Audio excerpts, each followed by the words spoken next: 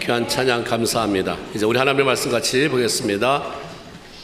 오늘 하나님의 말씀은 누가복음입니다.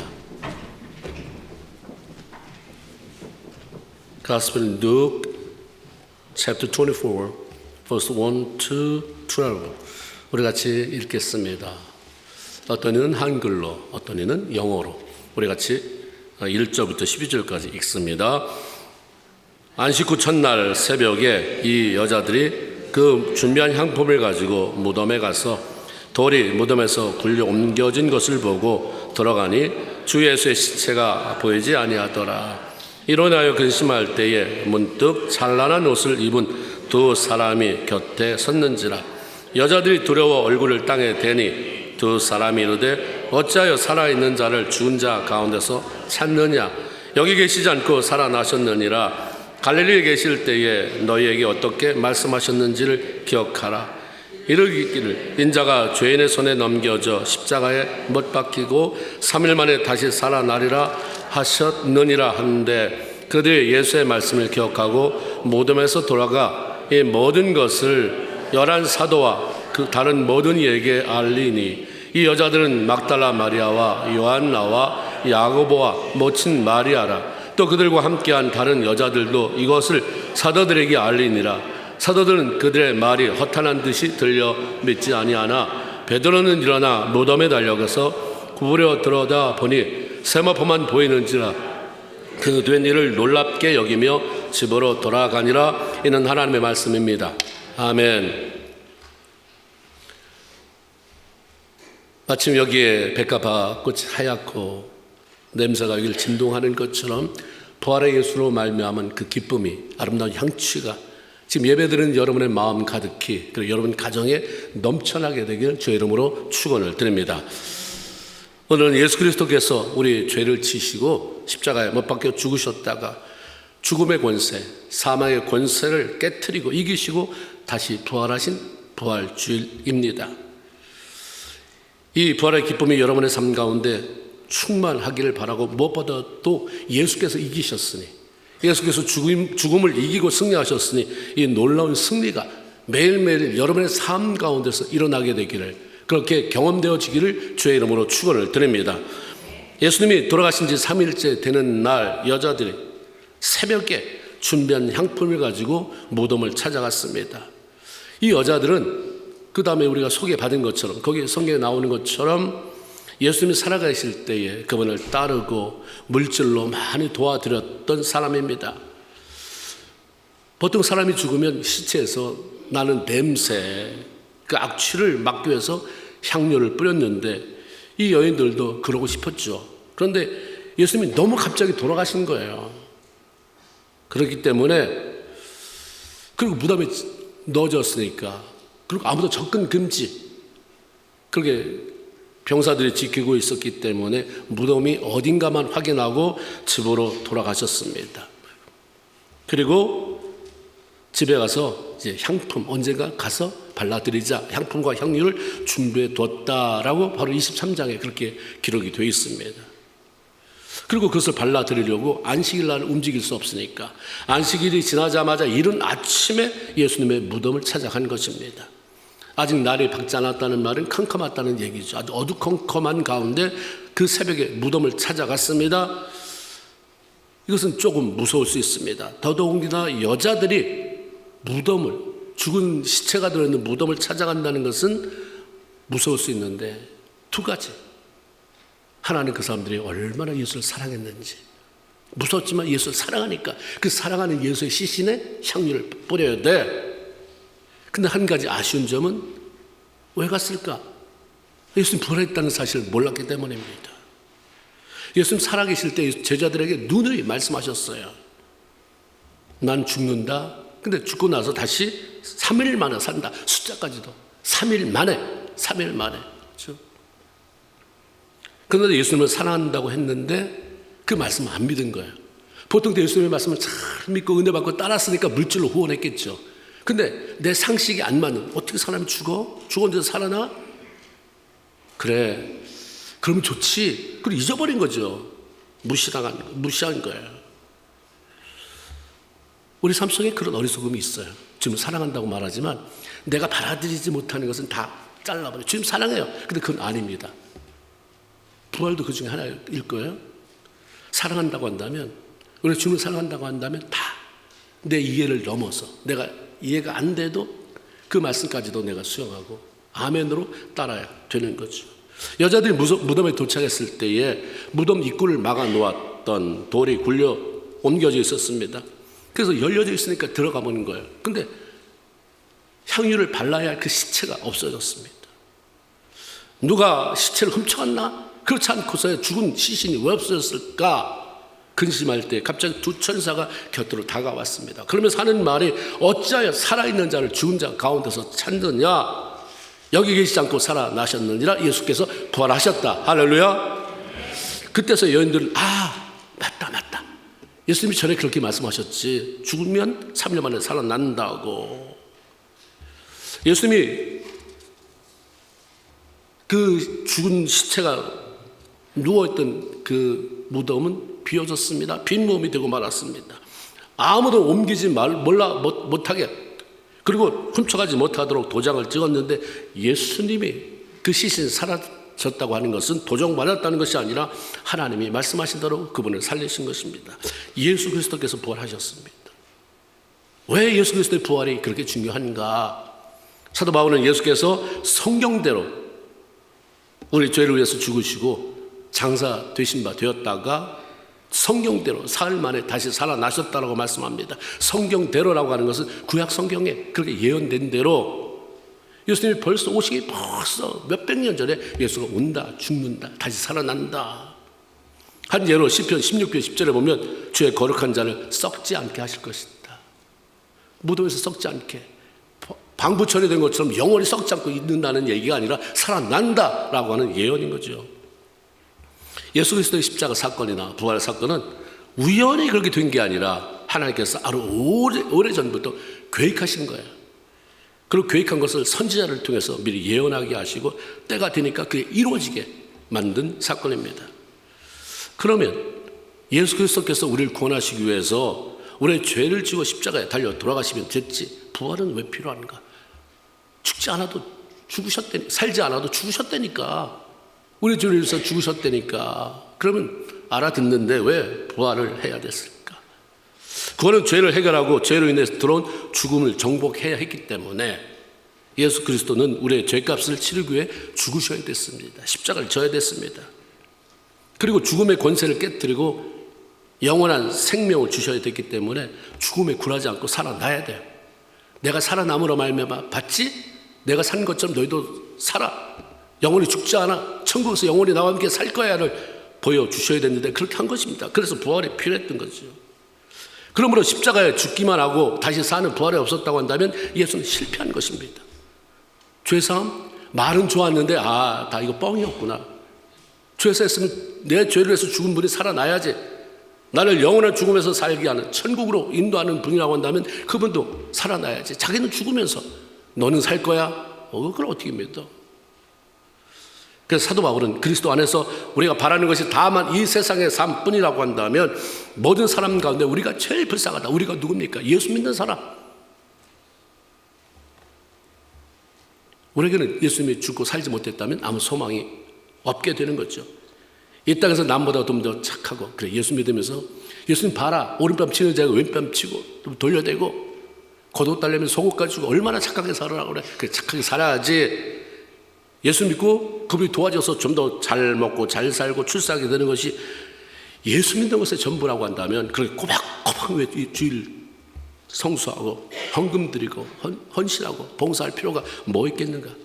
그냥 대충 살면 돼요. 대충. 그러나 예수께서 부활하심으로 이 땅의 삶이 다가 아니라는 것을 증명했잖아요. 그리고 그분이 살아있을 때 하신 모든 말씀, 죽는 게 끝이 아니다. 죽으면 심판이 있다. 천국이 있다. 지옥이 있다. 주님 말씀하신 게 맞다.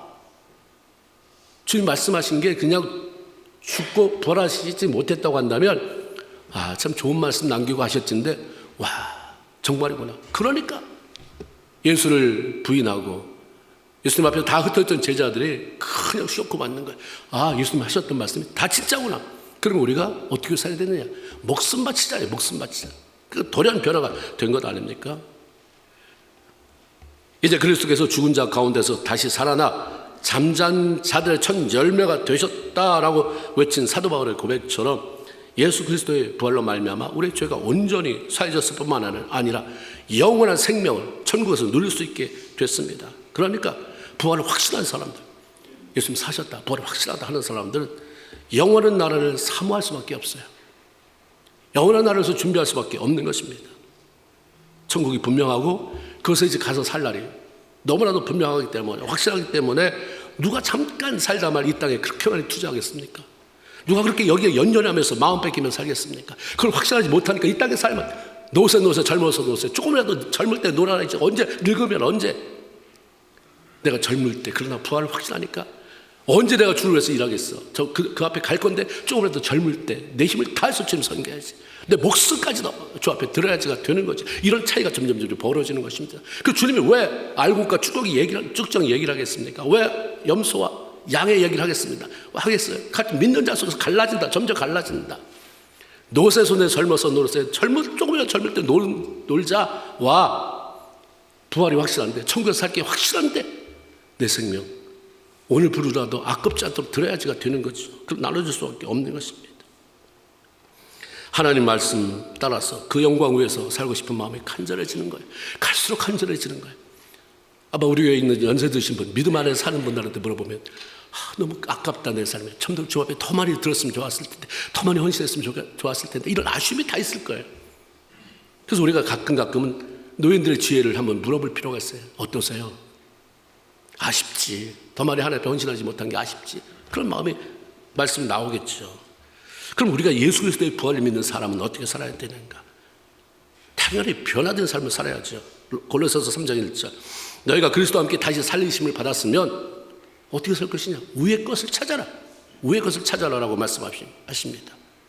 저 한번 읽어볼까요? 시작. Since then you have been raised with Christ, set your heart on things above, where Christ is seated at the right hand of God.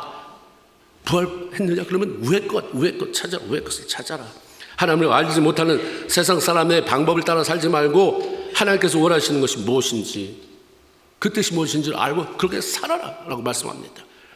악한 사람을 총동원해서 아무 죄도 없는 선한 예수를 십자가에 못 박아 죽게 했잖아요. 선과 악의 싸움입니다. 사탄이 예수를 죽였어요. 악한 게 선한 분을 대적해서 죽였어요. 그리고 막 내가 이겼다고 했죠. 박수 쳤습니다. 악이 이긴 것 같아요. 그런데 하나님이 이 예수를 다시 살아나게 하셨으므로 말미암아 결론적으로 악이 패배하고 선이 승리했다는 것입니다. 그러므로 우리는 죽음을 이기고 승리하신 예수 그리스도의 방법을 따라 살아야 되지. 그분의 지배를 받아야 되지. 패하고도 교모히 숨어서 우리를 속이며 유혹하는 그 패배자를 따라 살면 안 된다는 거예요. 그런데 많은 사람이 예수를 믿고 부활의 예수를 믿는다고 하면서도 왜 승자를 안 따르십니까? 왜 승리하신 예수를 안 따르고 왜 교묘히 숨겨서 졌는데 교묘히 우리를 속이는 그 악한 사단을 따라서 살아가느냐 이 말이에요. 그러면 그게 어떻게 사는 것이냐? 사도 바울은 그것을 옛사람을 벗어버리고 새사람을 입는 것이라고 말씀합니다. 마치 옷을 벗는 것처럼 내가 입었던 더러운 옷을 벗고 새 옷으로 갈아입는 것 같이 비유를 해요. 여러분 만일 밖에 나가서 땅을 팠습니다. 청소를 했습니다. 어떤 노동을 했습니다. 먼지, 여기 흙, 더러운 게 다 묻었습니다. 집에 왔어요. 뭘 하겠습니까? 밥, 배고파 밥. 이런 사람 거의 없어요. 먼저 입었던 옷 훌훌 털어버리고 그 다음 뭐예요? 팬티만 입고 밥 먹습니까? 샤워하겠죠. 샤워. 다 몸을 깨끗이 씻고 나와요. 그러고 나서 아까 내가 벗은 옷 어디 있지? 다시 입는 사람 어디 없어요. 왜 그렇습니까? 샤워를 하고 깨끗하게 닦고 나왔는데 더러운 옷으로 입어서 먼지가 다시 묻을까 봐 땀 냄새 나는 거 그것도 내가 옆 사람에게 역겨운 냄새 풍길까 봐. 그래서 그게 나한테 어울리지 않으니까 정상적인 사람이라고 한다면 그것은 빨래통에 다 집어넣고 새 속옷, 새 겉옷 다 깨끗한 것으로 갈아입습니다. 마찬가지로 우리 그리스도께서 나를 위해서 죽으시고 다시 살아나심으로 정말 그분이 내 삶의 구원자고 새로운 내 삶의 주인임을 확신하는 사람이라면 전에 하던 대로 옛날 삶의 방식에서 더러운 옷을 벗어버리는 것, 더러운 옷은 옛날 생활 방식이에요. 내가 살았던, 예수 믿으면서 그냥 이름만 걸어놓고 내 마음대로 살았던 옛날 그 옷, 옛 방식 벗어버리고 새 옷을 갈아입는다. 새로운 방식. 내가 입어야 될 옷이 무엇입니까? 성경에서 찾아보고 그 방법대로 그 옷을 입고 살아가는 거죠. 사도 바울은 고린도서 3장 9절 10절에 이렇게 얘기합니다. 저거 한번 다 같이 읽어봅시다. 시작. 잠깐만요. EM이 영어를 잘하죠? 그 EM이 영어를 크게 한번 읽어봅시다. 시작.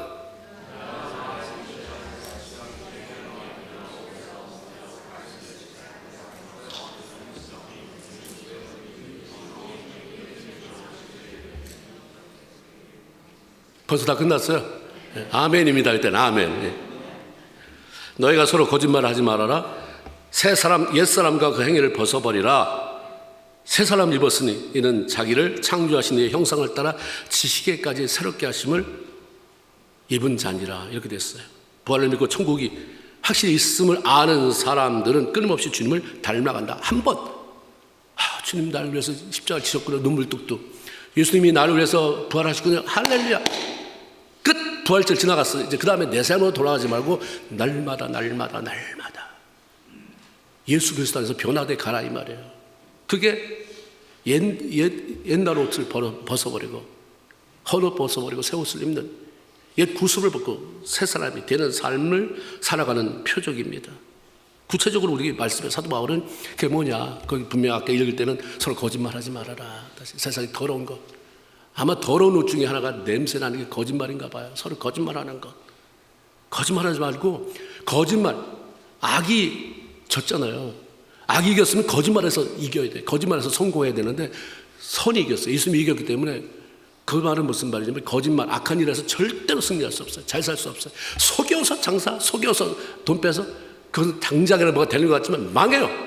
왜냐하면 예수님이 승리하셨기 때문에, 선이 승리하셨기 때문에. 그래서 선이 승리했기 때문에 나도 선하게 하나님의 말씀하시는 대로 살면 처음에 비틀비틀 힘든 것 같지만 결국은 그게 이긴다. 할렐루야. 그렇게 살으라는 거예요. 거짓말하지 말아라.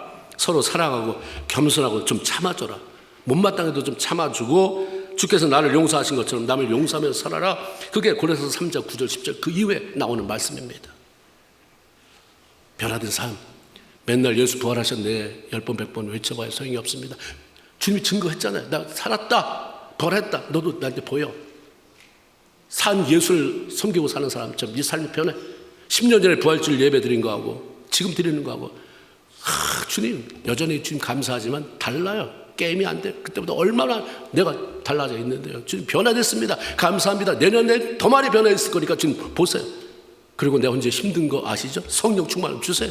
이게 우리 삶의 모습이 되어야 된다고 하는 사실입니다. 또 하나 부활을 목격한 사람들, 부활의 확신을 가진 사람이 해야 되는 일은 살아계신 주님을 전하는 자의 삶입니다. 예수님이 살아난 것을 경험한 사람들은 다 모두 예수의 증인이 됐습니다. 너무 놀랍잖아요. 숨길 수 없는 분명한 사실이기 때문에 입이 근질근질해서라도 가만히 못 있었던 거죠. 예수 그리스도의 부활이 확실한 이상 이제 그분을 믿지 않으면 지옥 간다는 게 확실한 거죠. 믿으면. 안 믿을 때는 모르지만 너 예수 믿어? 부활이 확실해? 그럼 부활한 다음에 어떻게 되는 건데? 천국 아니면 지옥이 있는 건데 천국 가야지. 우리 딸이 천국 가야지. 우리 아들이 천국 가야지. 우리 형제가, 언니, 오빠, 동생이, 우리 부모가 천국 가야지. 내 친구가 천국 가야지. 그러니까 복음을 전하지 않을 수 없다 이 말인 거지. 베드로는 예수님을 3번이나 부인하고 달아난 사람입니다. 그런데 그가 부활하신 예수를 진짜 만났잖아요. 그리고 성령 충만함 받았을 때 사람들을 향해서 사도행전 2장에 그렇게 나와 있습니다. 누구든지 주의 이름을 부르는 자는 구원받는다. 예수 불러. 예수를 부르는 자는 구원받는다. 사도행전 2장 32절에 하나님의 예수를 살리셨고 우리는 그 모든 일의 증인이다. 봤어. 너 믿어. 그래 구원받아야 돼. 이 땅의 삶은 잠깐이야. 금방 지나가. 너 지옥에서 살래? 천국에서 살래? 결단해. 베드로와 제자들의 고백이 그거였습니다. 부활하신 예수께서 이 땅에 40년 머물다가 영원의 하늘로 올라가실 때에 제자들에게 마지막으로 부탁한 말씀, 유언 같은 게 뭐였냐면 복음 전하라. 사도행전 1장 8절 다 같이 시작. 오직 성령이 너에게 임하시면 너희가 권능을 받고 예루살렘과 온 유다와 사마리아와 땅끝까지 이르러 내 증인이 되라 하는 말씀이었습니다. 우리 모두 우리 죄를 위해서 십자가에 달려 돌아가시고 죽음에서 다시 살아나신 부활의 예수 그리스도를 믿고 따르는 사람들입니다. 그러니까 옛 방법은 다 벗어버리고 새롭게 되어서 하나님을 영화롭게 하고 새 옷을 입고 하나님을 영화롭게 하고 복음의 증인이 되어서 생명을 살리는, 나 살았으니까 남도 살리는, 나만 살고 천국 가고 그동안 평생 같은 죄를 사는데 남편이 지옥 가고 우리 딸이 우리 아들이 지옥 가 있고 형제가 지옥 가 있는 거 봐야 되겠습니까? 안 들으면 무시해버리고 농담인 줄 알면 애끓게 기도해야 돼. 뜨겁게 기도해야 돼. 눈물로 기도해야 돼. 그래서 사람을 살려내는 저희 여러분 다 되기를 주의 이름으로 축원을 드립니다. 아멘. 하나님 고맙습니다. 부활의 아침에 그 감격을 가지고